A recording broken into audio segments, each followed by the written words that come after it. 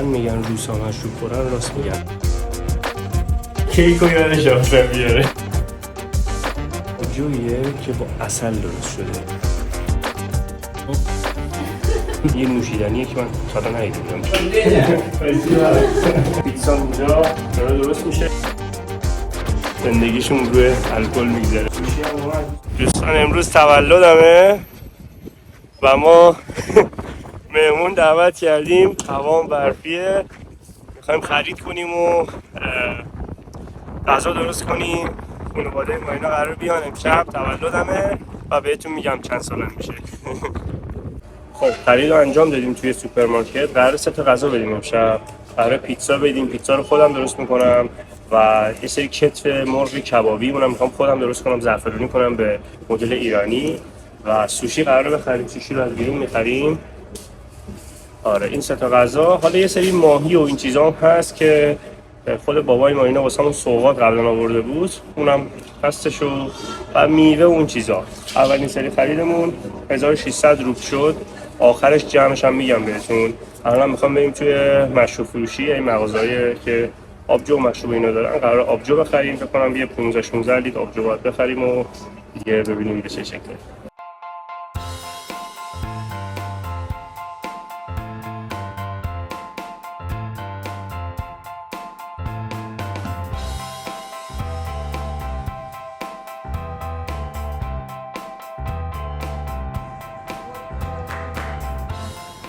اینجا به این دیواره این شیرهای مختلف وصله، یعنی اینجوری واسهتون به لیتر میتونید بخرید. حالا ما نمیدونم در 12 لیتر 15 لیتر باید بخریم، چون پرسیدیم اون چیزی که به ما گفتن چند لیتر میخورن، یعنی تقریبا 14 15 لیتر. حالا من گفتم یه 12 لیتر بخریم اگه کم بود، چون پایین خونمونه این مغازه آبجو فروشیه، مشروب فروشیه که سریع میتونیم بیایم پایین. 24 ساعت هم بازه. میایم پایین سریع میخریم دوباره میریم. Here have many food for you can eat with beer. Here have some meat chips. Here have some cheese like smoked cheese. Here have some dry kolbas. Here have some seafood. Yeah, this all seafood. This all meat and cheese. А есть у вас квас на разлив? Есть. خب معمولا من آبجو نمیخورم به خاطر اینکه ورزش میکنم. به این میگن کواس. اینو معمولا با نون مثلا نمیدونم کپک زده، نون حالا تاریخ مصرف گذشته یا با خمیر مایه و اینا درست میکنن. یه نوشیدنیه که من تا الان ندیده بودم. توی روسیه داریم. یه چیز بدون الکله، خیلی خوشمزه است. مثلا مزه تقریبا آبجو مانندی میده و خیلی باحاله. من اینو دوست دارم ولی خب قند داره. حالا تولدمه به جای آبجو اینو میخورم. بعد اینم چیز اوکیه. یه ذره رنگش هم متفاوته با اون آبجوها. این آبجوییه که با عسل درست شده.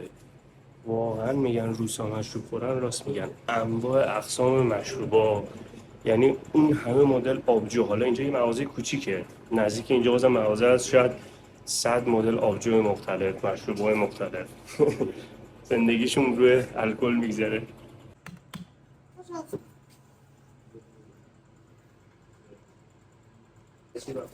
Спасибо большое. 10 لیتر آبجو با 2 لیتر اون کواسی که گفتم شد 1000 و تقریبا 400 روبل. قیمت بعدی نیست. میشه مثلا هلوش 12 دلار یه همچین حالتی میشه.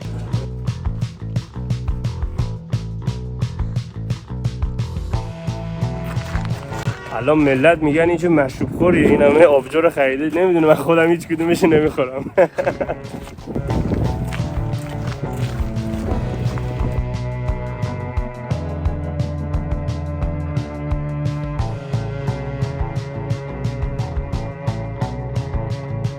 خب سخت در حال کارم. تا 40 دقیقه دیگه مهمونا میان. هنوز تمام نشد چون امروز خود دیر از خواب پا شدم. این مقدمات پیتزا رو آماده کردم، یعنی مواد اولیه‌اش رو میخوام. ذره گوشت و اینا بریزم و اینم همه میشه کالباس با قارچ و این چیزا. اینم که نون پیتزا. سوشی هم تو راهه، داره میاد، دلیوری میاره. مرغ هم آماده کردم، گذاشتم توی چیز که قشنگ سرد شد تو یخچال. بعد میخوام با این دستگاه هواپزه دیگه بخوام بذارم این توی ذره زمان میبره، چون اینجا توی روسیه ما نمیتونیم آتیش کنیم تو بالکن، مجاز نیست مثلا تو حتی تو بالکن شخصی بخوای آتیش کنی کباب بزنی. به خاطر همین یا تو فر درست کنی یا از این هواپزا ایر فرایر بهش میگن، میذارم تو اون سریع درست میشه.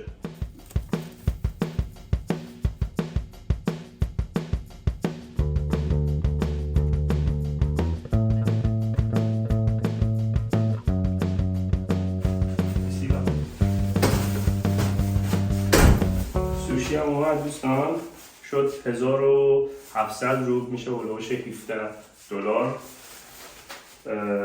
Is how many piece sushi? Like 80. تقریبا 80 تا سوشیه دیگه سوشیه انقدری. مثلا تولدم از صبح دارم کار میکنم، دوشموش گرفتم، حاضر شدم تا چند دقیقه دیگه مهمونا میرسن، پیتزا اینجا داره درست میشه، مرغ درست کردم، بریم میز رو نشونتون بدم. این هم میز ماست، اینا میوه است، اینا که گفتم سوشیه. این مرغ ایرانی رو ببینید چقدر خوبه، با زعفران اینا درست کردم. و تا بیان حالا آبجو اینا رو میاریم تا پیتزا آماده شه، یه رو طول میکشه. Привет, папа. Добрый день. Спасибо. Привет. Привет. Огромный. Отлично. Я всегда первый. Welcome. Привет. Oh. Привет. Happy birthday. Thank you. Привет, брат. Привет, бро. Happy birthday. Спасибо. Welcome. Давайте разувайтесь и писать. Тяжелая? Да, ругаться, да. Я просто иду, что еще нужно. Идешь? Поздороваешься. Привет. Привет. Привет. Привет. Спасибо. Ты снимаешь, что ли, на камеру? Вас скрывает, снимать сперва. Смотри. Конечно. Оп.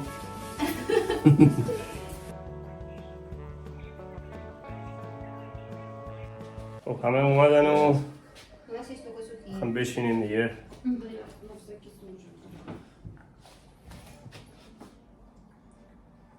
Стаканы вернула. Мы тебя не просили. Ура! Что, мы не будем традиционную петь? Мы же дотянули же. Да. Традиционную песню? Да.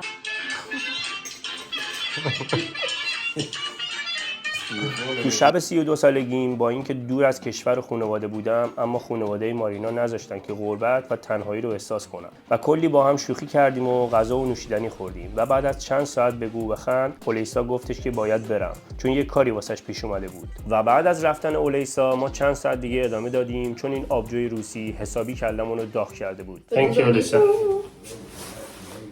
Bye bye. بای بای.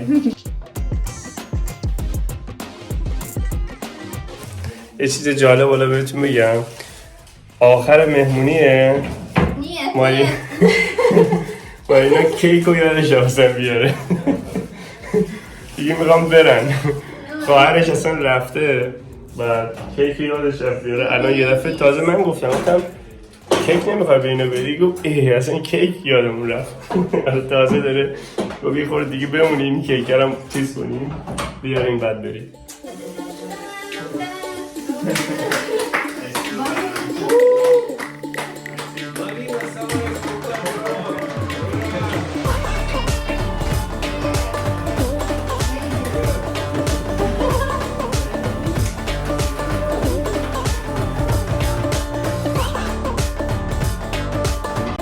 من چون کیک از این خامه یا نمیخورم واسه از این کیک های رژیمی گرفته بدون شکره، یعنی با شکر از این مصنوعی درست شده از اینا گرفته.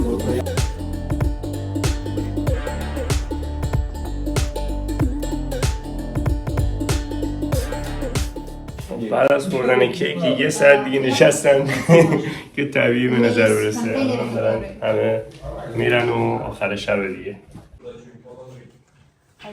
Один гость устал.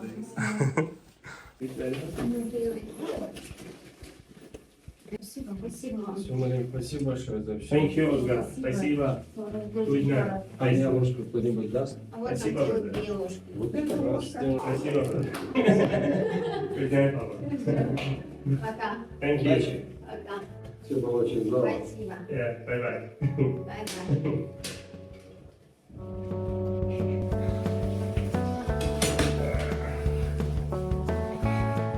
خب همه رفتن و مثل همیشه من موندم و مارینا. الان باید اینا رو جمع کنیم، میز و اینا. کلا امروز روز تولدم بود، 32 سالم شد و از صبح دارم کار میکنم، یعنی بیدار شدم تا همین الان باید چند ساعت اینا رو جمع کنیم. خیلی ممنون که تا انتهای ویدیو رو نگاه کردید دوستان و هزینه این روز قشنگ ما این مهمونی کلا شد $60. خیلی نشد نسبت به سالهای قبل، چون تو خونه بودیم جایی نرفتیم، زیاد نشد. خیلی مخلصم. تو ویدیو بعد میبینمتون. خداحافظ.